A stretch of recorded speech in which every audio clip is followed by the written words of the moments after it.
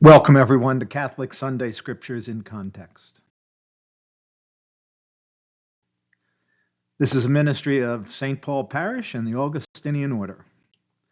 Happy New Year. Hope everyone has a blessed 2024 and that God's graces may continue to pour upon all of us. Today we celebrate the Feast of the Holy Family.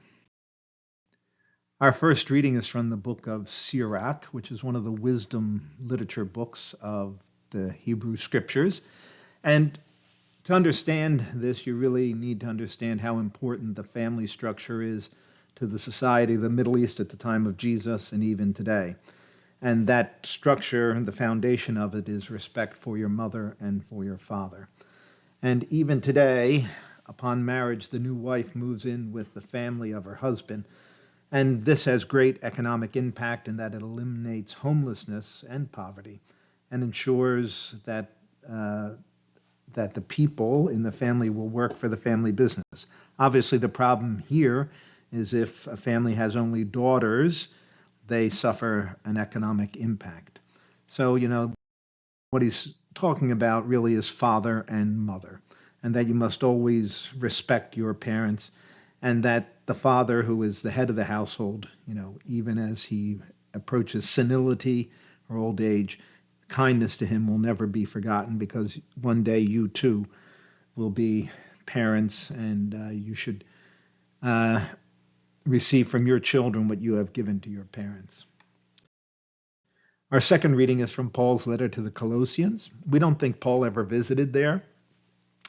And this letter was written while Paul was in prison, and we think he was in prison with Epaphras, who was the one who went to Colossae, as well as with Onesimus, whom the letter to Philemon was written about.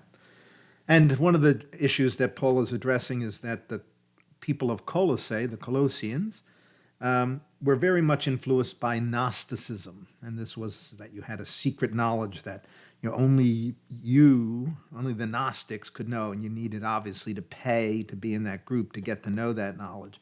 And Paul says that's not the case. With Jesus Christ, there are no secrets. Everything that you needed to know is there. One of the things among the issues, and they had lots of issues, the Gnostics, this hierarchy of beings in heaven and so forth. But one of them was that sexual relations were to be disdained.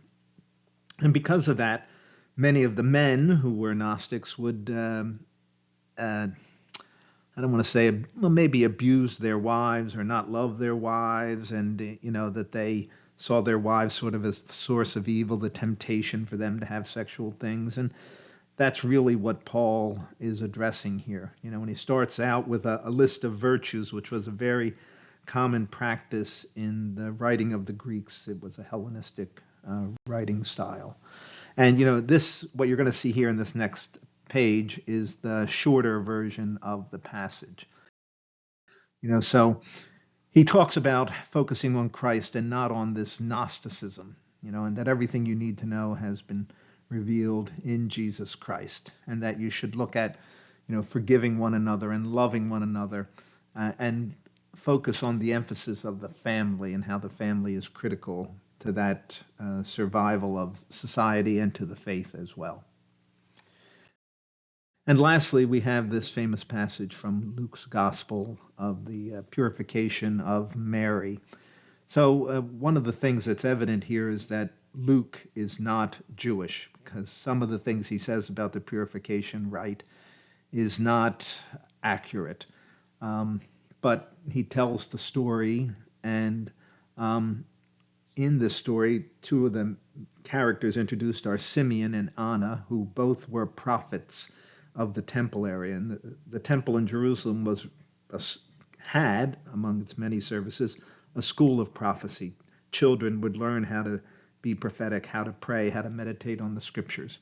And here, these two older prophets, Simeon and Anna, their hopes are realized in seeing Jesus.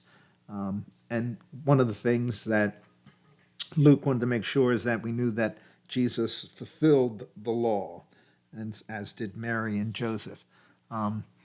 And then in their prophecies, Simeon focuses on all the nations and all the peoples, and Anna on the fulfillment for Jerusalem and for the people of Israel. Um, so purification. So for 30 days or 40 days after um, the birth, the woman was considered to be unclean because of the loss of blood. And for her to get back her health, then usually took about 30 days. And then she would go to the temple to offer a sacrifice. So the word here that throws Luke off is their purification. It was just the woman who had to be purified, not the man, and only because of the blood loss. And that was according to the law of Moses. And not just the Jewish people, but many of the civilizations of the time had that purification ritual. And here we mentioned Simeon in sight of all the peoples and a revelation to the Gentiles. And he also mentions Israel, obviously, here. And then we talk about Anna, and she gave thanks to God and spoke about the child to all who were awaiting the redemption of Jerusalem. And then to tie up the story here at the end, he fulfilled all the prescriptions of the law of the Lord. I think the law is mentioned 4 times just in this passage to show that Jesus came to fulfill the law. Again, Happy New Year. Let's pray for peace. Let's hope 2024 is better than 2022 and 2023.